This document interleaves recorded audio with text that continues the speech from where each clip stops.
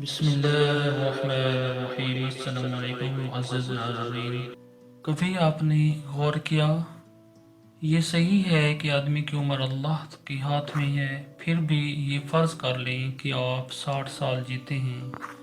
ان 60 سال میں اگر آپ یومیہ 8 گھنٹے سوتے ہیں تو گویا آپ 20 سال سونے میں گزار دیتے ہیں۔ اگر آپ یومیہ 8 گھنٹے کام کرتے ہیں تو یہ بھی 20 سال بنتے ہیں، لہٰذا 20 سال کام میں گزارتے ہیں۔ 15 سال پر محیط آپ کا بچپن ہے۔ اگر آپ دن میں 2 مرتبہ کھانا کھاتے ہیں تو کم و بیش نصف گھنٹہ صرف ہوتا ہے۔ یوں آپ کی عمر کے 3 سال کھانے میں صرف ہوتے ہیں۔ کھانے پینے، سونے، کام کرنے اور بچپن کے یہ سال مجموعی طور پر 58 بنتے ہیں۔ باقی بچے 2 سال۔ اب سوال یہ ہے کہ آپ عبادت کے لیے کتنا وقت مختص کرتے ہیں؟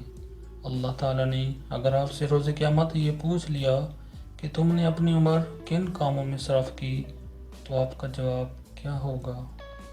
ذرا سوچئے۔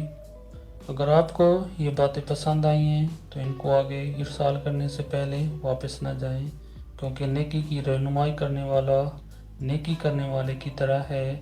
آپ مجھے عزیز ہیں، اس لیے میں نے آپ کو یہ پیغام بھیجا۔ آپ بھی دوسروں کے ساتھ شیئر کریں۔ شکریہ۔